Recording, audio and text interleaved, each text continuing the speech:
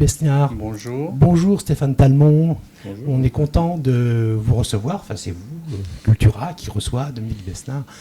Alors, vous êtes, je ne sais pas comment vous décrire, vous êtes tellement prolifique dans tout ce que vous faites.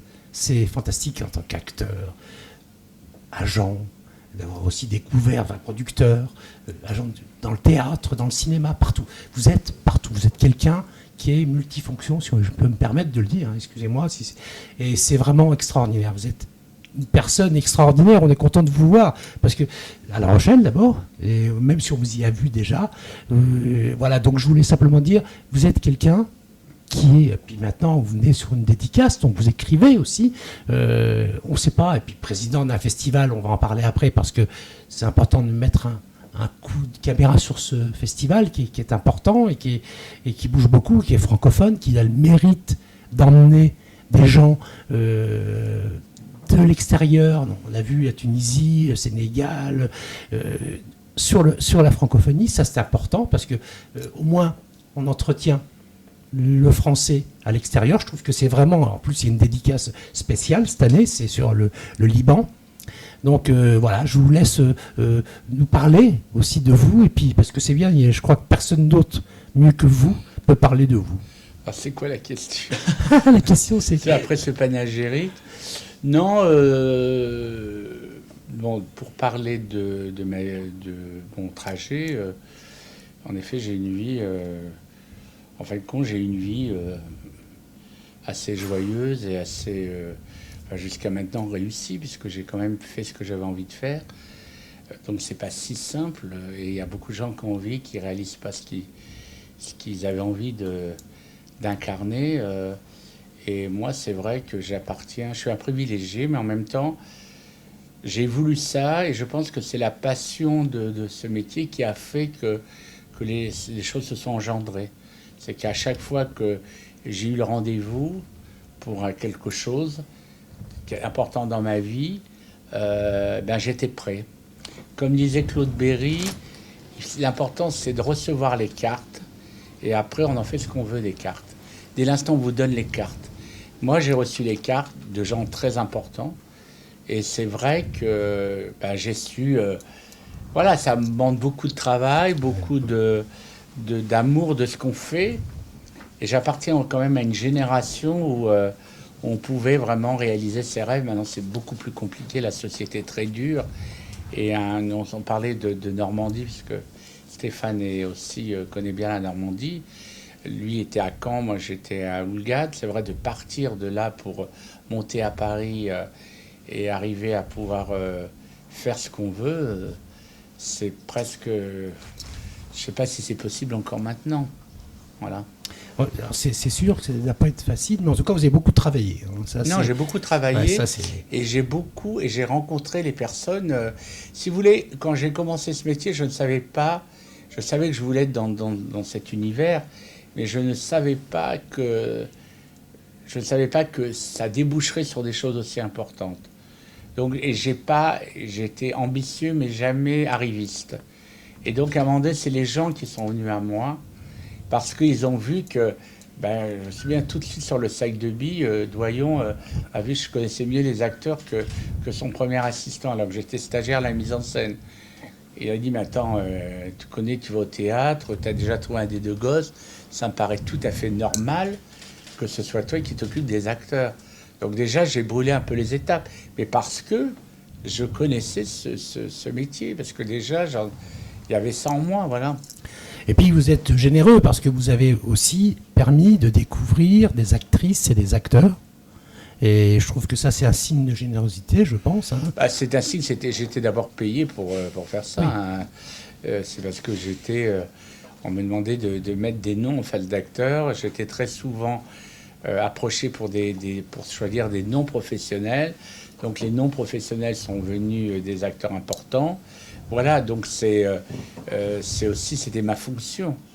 Quand j'étais casting director, j'ai eu la chance d'être aussi un des premiers casting directors. C'était pas non plus une profession très, très connus. Il y avait les assistants qui trouvaient les acteurs pour les films, et il y avait 2 casting directeurs, enfin, on appelait ça même pas casting directeur, on appelait ça chargé de la distribution.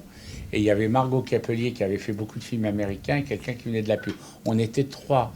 Donc c'est nous qui avons un peu imposé ce métier dès l'instant où... Après, parce qu'au début, moi, quand j'ai commencé à faire du casting, sur la fiche de paye, on mettait premier assistant ou assistant metteur en scène. Ça n'existait pas, la profession. Donc voilà. Mais moi, j'étais quand même payé pour faire un métier agréable. Oui. Donc c'est pour ça que j'ai eu beaucoup de chance et j'ai su les saisir. Voilà. Et j'ai su les saisir parce que j'avais la possibilité en moi de pouvoir les saisir. Je ne sais pas si je suis clair. Oui. Donc voilà. Alors on va aussi, je trouve que c'est déjà beaucoup. Vous avez déjà bien expliqué votre métier, ce métier. Et... Là, j'ai eu 3 métiers parce Ouais. qu'après je suis devenu, c'était une suite logique. Après je suis devenu agent des gens que j'avais trouvés pendant 21 ans. Et puis après, au bout de 21 ans, il y a exactement 10 ans, j'ai arrêté en me disant maintenant je veux produire, je veux m'amuser, je veux être libre. Voilà, il y a d'autres angoisses. Mais au moins, je fais ce que je veux. Donc, vous savez, moi, j'ai commencé à 18 ans, ce métier. Donc, j'en ai 62, donc j'ai un long parcours. Vous ne le faites pas, hein. C'est très bien. Vous le savez. Qu'est-ce que je voulais, vous étiez acteur aussi, il faut le dire, acteur Et de acteur théâtre. aussi, Voilà. acteur. Bon, moi, peut-être dans mon fond intérieur, c'est quand j'étais à Ouliat, au lycée, que je faisais des pièces de théâtre, j'aurais peut-être aimé être acteur. Mais moi, j'ai toujours à la fois les pieds sur terre. Je me dis, attendez, moi je suis en province, je vais monter à Paris pour être acteur. Je connais à part le fait de faire ça au lycée. Je n'ai pas fait de conservatoire. C'est que le prof du lycée qui donnait des cours. Donc j'ai fait la classe de régie mise en scène.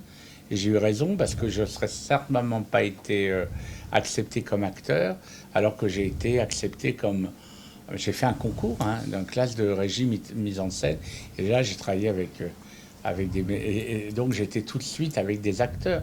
À la Rue Blanche, quand j'étais là, il y avait Christophe Malavoie, il y avait Fanny Cotenson, il y avait Christine Boisson, il y avait Evelyne Bouix. Tous ces gens-là sont là encore. Donc, mais je les ai vus travailler, voilà. Donc acteur, c'est parce que c'est Doyon, c'est Piala, c'est Claude Berry, c'est Philippe de Broca, c'est Polanski. C'est eux qui ont eu envie de me faire tourner parce que ça les amusait de... D'abord, il me disait comme ça, il va venir sur le tour. Parce qu'un casting, il fait le casting et après, le film commence et il ne vient plus sur le tournage. Il vient à la fête de fin de film et à la représentation. Tandis qu'en me donnant un rôle, j'étais obligé de venir sur le tournage. Donc, quelque part, c'est ces metteurs en scène qui ont eu envie de me faire tourner. Et puis, on voit encore quand même, ça existe. On a vu Depardieu, par exemple, qui est. Alors, je crois que vous travaillez avec lui. Non, on a un projet là qui voilà, commence. Catherine Un Deneuve. projet qui commence le 22, le même jour que un jour avant le festival d'Angoulême. Donc c'est vrai que c'est pas très, très facile pour moi, mais et donc on va commencer. Ce film s'appelle Bonne Pomme de Florence Quentin, coproduit avec Christine Gozlan, avec qui j'avais coproduit Mince alors. Donc on est vraiment très proches et on essaie de faire un film aussi réussi que Mince alors. Avec Depardieu, Deneuve, voilà, c'est des retrouvailles. Ouais. Et c'est une comédie de Florence Quentin qui parle, s'appelle Bonne Pomme.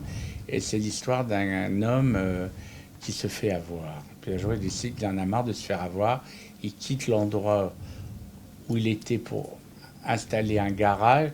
Et il s'installe dans l'hôtel le temps que le garage s'organise. Et tombe sur une femme qui est là, jouée par Catherine Deneuve, qui est un peu loufoque, qui a cet hôtel restaurant, mais en fin de compte, elle ferme un jour sur deux, enfin un peu folle. Et tout d'un coup, c'est une fois de plus, lui qui pensait avoir sa liberté va devenir la bonne pomme de cette Catherine Deneuve qui va le mener par le bout du nez. Voilà. D'accord, merci pour le pitch du film en avant-première, c'est bien. Alors, on parlait de ce festival, le festival quand même du 23 au 28 août. On a vu, c'est d'Angoulême. Et puis, je disais, il y avait un clin d'œil pour les films, pas un clin d'œil, c'est pour les films libanais. Alors, j'ai vu c'est le pays invité, chaque année, il y a un pays invité. D'accord. Et puis, donc, qui est francophone, comme vous le disiez tout à l'heure, et il faut que, eh bien, que ce soit... voilà, donc on fait une grande sélection, il y a 8 films, il y a Nadine Labaki, qui est un peu la star de là-bas, qui avait fait Caramel, qui va venir, il y a un concert, il y a 9 films choisis. Et donc on est allé avec Marie-France Bruyère, qui fait le festival avec moi. Nous sommes allés au Liban, rencontrer tout le monde, pour pas faire d'impair entre les différentes sensibilités de Beyrouth. Et surtout, ce qu'on a été surpris, c'est que on avait vraiment été surpris, c'est que les jeunes ne parlent plus français du tout. Ils parlent tous anglais, donc c'est une fois de plus la francophonie qui est en danger. Et c'est pour ça que nous avons voulu le dire, qu'il fallait vraiment... parce que la francophonie, c'est bien beau de faire un festival, c'est bien beau d'en parler. Mais moi, même l'année dernière, je suis allé à Malaga, en Espagne, au musée Picasso, subventionné par la France. Il n'y a même pas, vous savez, pour écouter, ouais. il n'y a même pas d'écouteurs en français. Et à l'entrée, on voit ce musée est financé par la France. Donc je veux dire, il y a quand même beaucoup d'aberrations. Donc il faut vraiment qu'on se batte et voilà.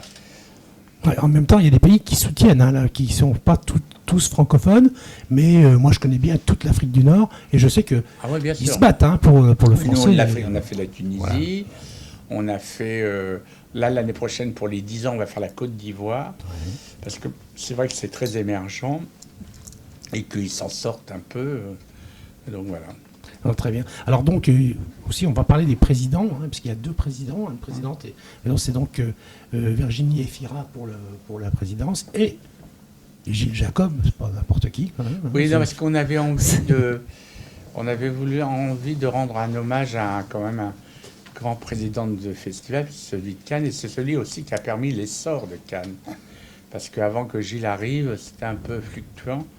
Il a quand même fait vraiment un festival incroyable, en ouvrant, créant c'est lui qui a créé un certain regard, c'est lui qui a créé... Moi, je me souviens d'être allé à Cannes, je sais pas, dans les années 70. Il y avait encore l'ancien palais, il n'y avait pas toutes ces autres sessions. Il y avait le festival... il y avait le festival officiel, éventuellement la quinzaine des réalisateurs, mais il n'y avait pas la semaine de la critique, il n'y avait pas certains regards, il n'y avait pas Ciné Fondation. Donc il a fait vraiment du festival de Cannes à la fois un festival mondialement connu avec un marché, mais surtout avec une filmographie incroyable. Alors, on a dit, hein, la compétition, c'est 8 films, plus un court-métrage, c'est ça? Non, à la compétition, il y a 10 films. 10 films. Et c'est pour le Liban qu'il y a 8 films. D'accord. Il y a 10 films en compétition et ça va. Il doit y avoir 2 Français, 2 Québécois, un Belge, un Luxembourgeois, un Suisse, un Sénégal, un Tunisien et voilà. Et un Africain. Voilà, Mali-Sénégal. Je vois. Donc c'est un très beau film qui s'appelle Woulou. Oui, Woulou. C'est le metteur en scène. Le metteur en scène, il s'appelle Daouda Koulibaly. Ah, d'accord. Ok. Après, on a aussi dans ce festival, ce qui est important, c'est le film d'ouverture qui s'appelle L'Odyssée, qui est en fait l'histoire du commandant Cousteau, c'est cela? Oui, exactement. Voilà. Bon, ouais, on l'a vraiment avec. Et on a voulu faire ça parce qu'on n'est pas loin de la mer. On sait très bien que La Rochelle, c'est quand même une ville liée à ça, à Cousteau. Donc on a voulu faire ce film. Mais le film est super. J'en doute pas. En tout cas, l'interprétation, Lambert Wilson, Pierre Minet, Audrey Tautou. Et Audrey Tautou. Ouais, c'est quelque chose. Hein. Ouais. C'est vraiment... donc là, ça aussi. Donc les avant-premières, l'Odyssée. Et puis, on a dit, j'ai dit... Il y en a 15 avant-premières. 15, voilà. Donc c'est ça. Bon, c'est... Le locataire, Ouverture la nuit, enfin il y a plein de films à voir. Et puis vous pouvez regarder les gens sur le site. Hein. Oui, alors. Je ne vais pas dire tous les films. Mais le site, vous connaissez le site c'est filmfrancophone.fr, voilà. www.filmfrancophone.fr. Voilà, donc ça c'est bien de le rappeler. Et puis il y a ce que vous appelez les bijoux de famille. Alors les bijoux de famille, c'est les films qui ont été distribués par un distributeur. C'est-à-dire que chaque année, on rend un hommage à un distributeur. On a commencé par les grands, Pathé, Gaumont, et là maintenant on fait les indépendants. Et cette année, on rend un hommage au Film du Losange, qui est un distributeur indépendant et donc, qui fête sa 30e année d'existence. Et je peux vous dire que c'est un distributeur. Margaret Médégauze, elle a sorti tous les films de Romer, les films de Barbet Schroeder, donc entre autres, et les films d'Anneke. Et donc, on voulait lui rendre un hommage. Voilà. D'accord. Et puis le Focus avec Catherine Corsini. Oui. Chaque année, il y a un focus sur un cinéaste qui est un cinéaste qui est vivant et qui n'est pas forcément... dont les hommages ne sont pas fréquents ni à la Cinémathèque, ni dans les festivals de cinéma. Donc l'an dernier, on a commencé par Clapiche, on en a eu beaucoup. Et l'an dernier, c'était notre ami Cédric Kahn, et cette année, c'est Catherine Corsini. Voilà. Voilà, bah écoutez, on a fait un petit focus sur justement le festival, c'est important. Je sais que vous êtes là pour une dédicace. D'ailleurs, on est content, et grâce à Cultura, qui fait plein de boulot là-dessus. Et puis, on a envie de voir des gens comme vous. On espère qu'on en verra d'autres. Voilà, je voulais juste parler du festival parce que c'est quand même une actualité immédiate. Et puis, La Rochelle, c'est pas loin. Ouais, bien sûr. Puis La Rochelle est une ville extrêmement culturelle. Hein. Oui. C'est quand même un endroit où il y a à la fois le cinéma, les variétés, la télévision, oui. Parce que le festival de télévision, c'est là où 10% a éclaté. Hein. L'an dernier, quand même, la projection au festival de La Rochelle, la prochaine de fiction, on a présenté 10% qu'on avait vu une stand innovation pendant 10 minutes de la part des gens du métier. On était quand même très rassurés.